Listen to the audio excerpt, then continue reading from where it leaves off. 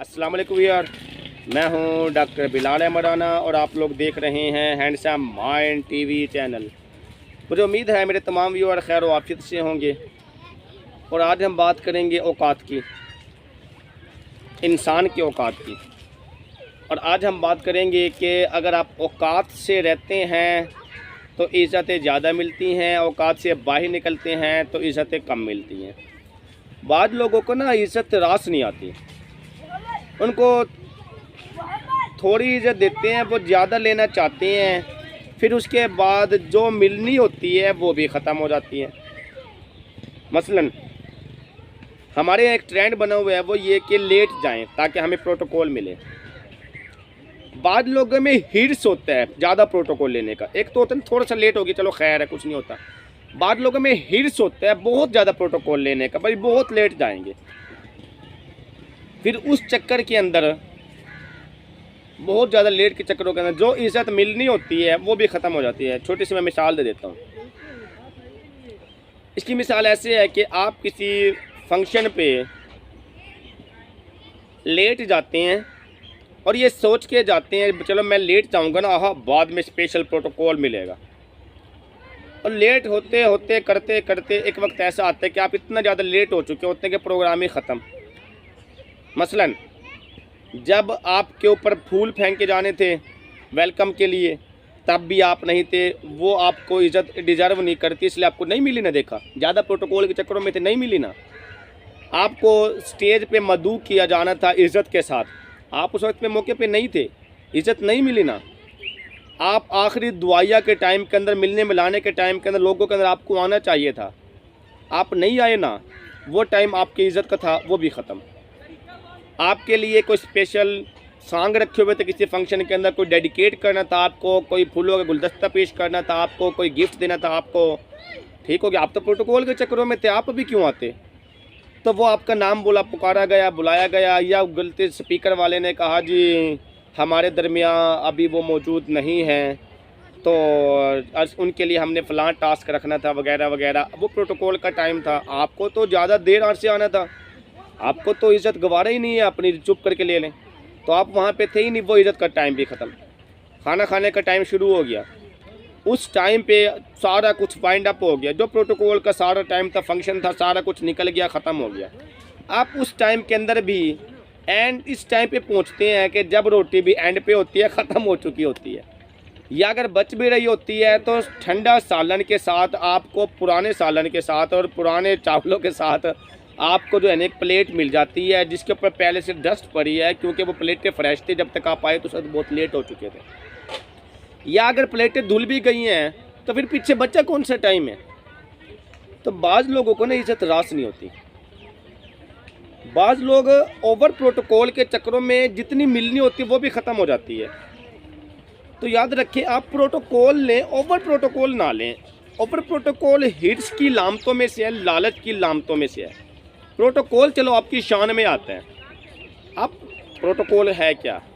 अच्छा समझदार तरीक़ाकार ये है कि आप बहुत ज़्यादा जल्दी भी ना जाएं किसी फंक्शन के अंदर, क्योंकि अगर आप बहुत ज़्यादा जल्दी जाते हैं लोग कहेंगे वेल है, खाने की फ़िक्र है, आके बैठ के कोई काम नहीं इसका, इसलिए आप बहुत जल्दी भी ना जाएं और बहुत लेट भी ना जाएं। मसलन अगर फंक्शन है 2 से लेकर 5 तक, तो आप 3 बजे के करीब चलो चले जाते हैं, अच्छा खैर है जी, थोड़ा सा लेट हो गए, एक अच्छा टाइम था, ठीक है जी। उसके बाद प्रोग्राम शुरू होकर ख़त्म होने के करीब है, फिर जाने का फ़ायदा कोई नहीं होता। तो बहुत ज़्यादा 2:30 बजे चले जाएँ, मतलब एंड फंक्शन के शुरू में भी ना जाएं। उससे भी ये व्यू जाते हैं सोसाइटी के अंदर, भाई आप घर से वेले हैं, कोई काम नहीं होता आपका, और आप बिल्कुल एंड पे भी ना जाएं। जब प्रोग्राम का टाइम है उससे 15-20 मिनट, आधा घंटे या हद मार के 1 घंटा, अगर लंबा प्रोग्राम हो 3-4 घंटे का, तो उतने टाइम के अंदर आप मैक्सिमम चले जाएं बस, उससे आपकी इज़्ज़तें मिलती हैं। हमारी सोसाइटी के अंदर चीज़ देखी गई है, बहुत सारे लोग ओवर प्रोटोकॉल के चक्करों में अपनी इज़्ज़त को ख़त्म कर लेते हैं और फिर लोग सारे नफ़रत करते हैं। ये कोई इसका चवलकाने का टाइम था, अपने आप को बड़ा डीसी समझता है, 30 मार खां समझता है, ये कौन सा टाइम है आने का? अपनी वैल्यू को ख़त्म करवा लेते हैं। बहुत सारे फंक्शनों के अंदर ऐसा हुआ कि मैंने दोस्तों को समझाया कि यार इतना ज़्यादा लेट नहीं हुआ करते, लेट होते हैं लेकिन थोड़ा लेट होते हैं, उनको नहीं समझ में आया तो जब वो पहुँचे तो सारा कुछ ख़त्म हो चुका था। तो मैंने उसको कहा, मैंने कहा आप खुश है? यानी कि अगर थोड़ा सा टाइम पे जाया जाता तो शायद बेहतर ना हो जाता। तो जो इज़्ज़तें मिलती हैं ना आपको, वो चुप करके ले लेते हैं। ज़्यादा मांगोगे ना तो थोड़ी भी ख़त्म हो जाएगी। और इज़्ज़तें ना अल्लाह की तरफ से होती हैं, आपके इख्तियारात के अंदर कोई नहीं होता। एक फंक्शन के अंदर मुझे कहा गया जी आप पहले चले जाएं। मैंने कहा ठीक है जी। स्टेज पे जाना तो मुझे कहा गया जी आप पहले चले। मैंने कहा ठीक है चला जाता हूँ। मैं पहले गया तो पहले जाने के बाद जितने खूबसूरत अल्फाज का सहारा लेके मैंने बोला उस तकरीब में, तो सारे के सारे वहाँ के सामीन उठ खड़े हुए, बड़ा अप्रिशिएट किया, बड़ी क्लैपिंग की, बड़ी हौसला अफजाई की। जिसको बड़ा बनने का शौक़ था, जब वो मेरे बाद आए एंड पे बड़ा समझ के अपने आप को, उसके पास बोलने ही नहीं आया, क्योंकि वो जो रिस्पेक्ट थी वो तो पहले मिल चुकी मुझे। एक मिसाल है। और उसका बोलने ही नहीं आया। उसके बाद 2-3 मिनट बोले कि उसको समझ नहीं आई, ना लोगों को समझ आए कि क्या बोला है, और उसके बाद वो सारी की सारी वर्ड ख़त्म। इसीलिए हद से ज़्यादा इज़्ज़त लेने की कोशिश ना किया करें। इज़्ज़त लें, हद से ज़्यादा ना लें। प्रोटोकॉल लें, हद से ज़्यादा ना लें। अगर हद से ज़्यादा प्रोटोकॉल लेने की कोशिश करते हैं तो फिर जो इज़्ज़तें आपका नसीब होते हैं तो वो इज़्ज़तें भी ख़त्म हो जाती हैं। तो खुदारा जो इज़्ज़तें मिलती हैं ना तो चुप करके रख लिया करें, आप अच्छे रह जाओगे। ज़बरदस्ती ढेर सियाना ना बनाया करें, समझा करें अपने आप को। जो लोग ढेर सियाने बनने की कोशिश करते हैं ना, तो एंड पे उसको सिर्फ जिल्लत मिलती है और उसके अलावा कुछ नहीं मिलता। औकात में रहा करें, दूसरों को इंतज़ार कम कराया करें। अगर आपके लिए कोई लोग वेट कर रहे हैं तो, या धूप के अंदर खड़े हैं वो बेचारे, मिसाल के तौर पे एक प्लांटेशन के लिए जाना है हमने, अब दूसरे लोग धूप के अंदर खड़े होकर वेट कर रहे हैं, आप उनको आधा घंटे के बजाय 1 घंटे धूप के अंदर खड़ा करवाते हैं प्रोटोकॉल के चक्करों के अंदर। वो सारे लोग अंदर से गालियां दे रहे होंगे, ऊपर से आपका प्रोटोकॉल देंगे कि आपको बज़ाहिर वैल्यू आपकी ज़्यादा है क्योंकि आपके पास कोई सोशल स्टेटस था या पैसा था, कुछ था, तो इसलिए, लेकिन अंदर से सारे गालियां दे रहे होंगे। आपने इतनों सारों की तजलील की है उनको धूप में खड़ा करके, तो फिर वो लोग आपसे मोहब्बत नहीं नफ़रत करेंगे। फिर होता क्या है, जब तक आप किसी पोस्ट पे होते हैं तो इज़्ज़त रहती है आपकी।